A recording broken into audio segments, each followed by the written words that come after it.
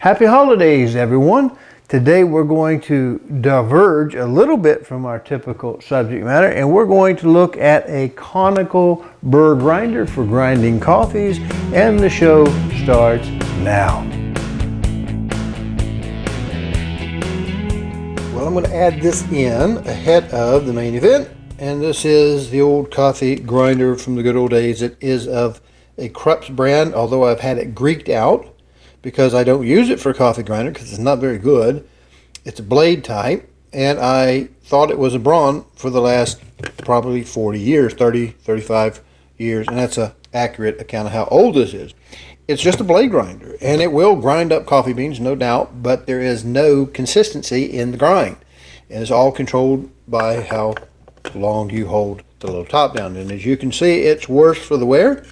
It's still around after all these years. I think it was the 80s that I tried my hand at espresso and didn't have really good results because I didn't have a very good coffee grinder, and the machine itself was pretty poor, but this has been super glued together. It's got a chunk out of it somewhere.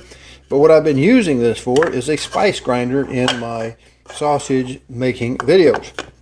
And I have actually used a food processor to do bigger batches of coffee on the rare occasion when I messed up and got whole bean coffee without a decent grinder. And this works the same way. Basically, it's a blade, a blender, anything like that will work. The problem with those type of things are they're not accurate in their grind, and if you're trying to do something, you get a great deal of inconsistency. Now, I did look at Walmart.com for a current version of something that had that same brand name on it, and they were about $30, $35. So that's a price point, and they don't function very well, but I can, of course, and I keep this up in the spice cabinet, and I use it for that purpose, and I have for many, many years.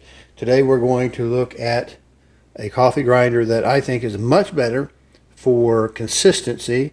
It's new. I don't know how well it holds up, but here's the box. It is this Chardor brand. The model number is 2-year guarantee. The box is all in English. The device is in English. Of course, it has the Arabic numerals in it. Now, this is, I'm not really sure why this is here, but it does have a features in multiple languages. Although the box is clearly English, everything else on the entire box is in English. So, as far as boxes go, retail box is a pretty nice little box, I guess. But it protected during shipping. And we'll look at this grinder and what I like about it. And if you're in the market for a grinder, maybe this one is a good one for you. It retailed on Amazon for about $59, well, $60 rounded up. You know how they always take a penny or so off just to make it under $60. But we'll look at that right now. Now, this is pretty much it. In the package, you'll get some instructions to tell you how to use this. Comes with a little broom to do some sweepings. And what we have here, of course, is a bin. I think most of these come with a bin. I don't use the bin because I weigh mine. The timer is not very accurate. I mean, it's accurate as far as time goes, but the grind is never quite spot on. I don't think any of them will be, unless, of course, you have a set of scales that are tied to the grinding, and it grinds to actual weight versus time, which is different even than volume because we get some different. So I don't really use this. I have a little baby scale that I put up under here. Typical type of portafilter, and these come with it. Here's the larger one. This is for 58, and it's too big. All right, because this is a 54, and this is for, if I can get my fingers through the without the depth perception. This is the 51. It's a little bit too small, but it fits here. And as you can see, it's wobbly. It's a 54, so 58 and 51 are probably pretty common. These are just little plastic, cheap plastic funnels, but they do what you would expect a funnel to do. Now, this may be a bit goofy, but the thing that attracted me to this particular grinder, as simple as it is this feature here. It has a rather large rubber grommet that acts sort of like a bellows, like a fireplace bellows, and it just fits on top. You don't have to have this, but I leave it on here because when I put the top on at the end of a grind, if I want to, I can pump air through it, and it actually helps keep the mechanism inside the burr grinder actually cleaner, and it'll spit a little bit of material out at the bottom. You see the inside of the burr grinder. Now, if you're not familiar with how a lot of these work, when you turn this mechanism, which is the grind to the anti-clockwise side, it goes down. The actual grinder mechanism drops down, and so it allows for the beans, bigger pieces, to go through. And if you turn it clockwise, you get toward these lower numbers, and it brings the system up. Now here I have the section out of it. See at the bottom, that real very fine tooth? That's that part that makes it go all the way down to powder if we get that far down. The big part, obviously, break up the big pieces. And this goes in here, just drops in, turns in, locks on the bayonet, and you fold a little handle down. I don't think it matters to go left or right. Doesn't seem to make any difference. But by raising this up or dropping it down, the pieces get smaller. It's not that more complicated. Now, for my espresso baskets, I find that I've yet to get anything actually in the espresso range that won't clog the portafilter. The actual basket plugs up, so I may need something new, and I actually have something coming in hopefully next week that will allow me to have maybe a little bit more volume flow through there, and I can actually get a smaller grind out of it. I won't know till I get there, but that's how that works. You have this little release here on the side. I'll turn it around, and you see it has a lock and unlock. It locks in the up position, and you have to push this down to release the bin. The bin, I can't do this one-handed, but the bin itself just then goes on top, and we line up just like you would lock so many other things. You would put it in here and get it to set down, starting with the unlock and twist. And I don't know if I can get it.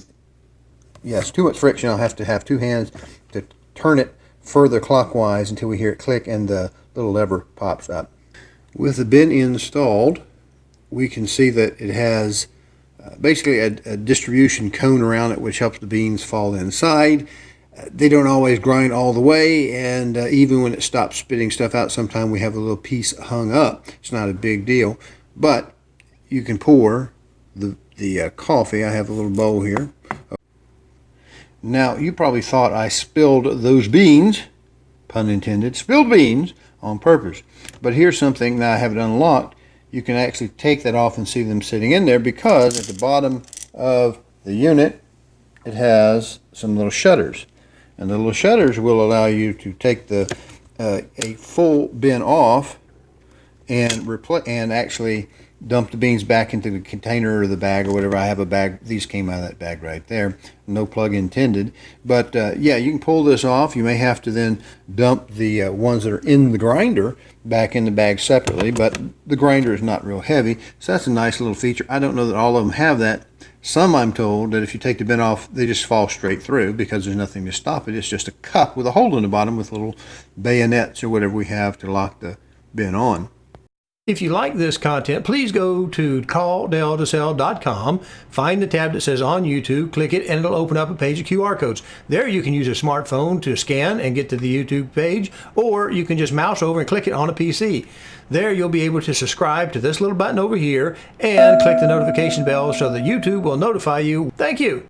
Now, in most cases, I've been using this, where I take just a ramekin, a small ramekin, and I'll take my little baby set of scales. I'm sure they're not trade accurate, but they're going to be, I think, fairly repeatable for the time I use it. And of course, you can come up here and turn the button on. It's a little hard to press. And see, you get a timer. It's in seconds. That's not weight or anything like that.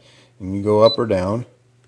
And if it gets down low enough, it starts to go to the 10th of a second, so to speak. I don't know what's special about 10 seconds, but that's the default settings. And then you just push the little button.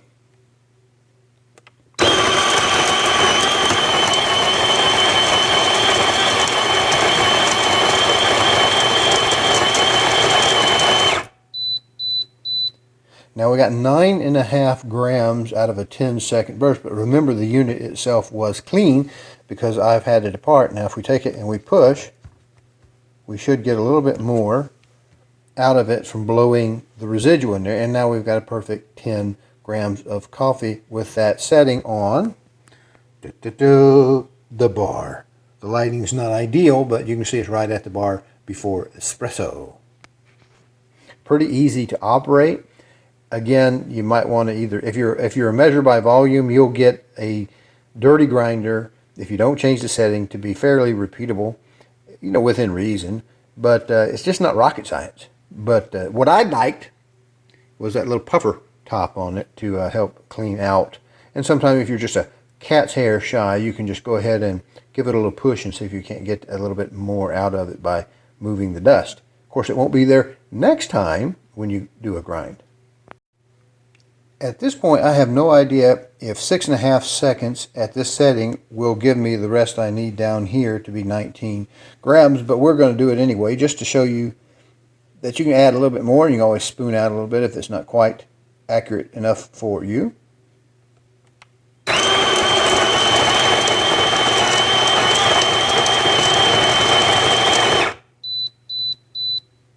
Missed it by 1.5 grams.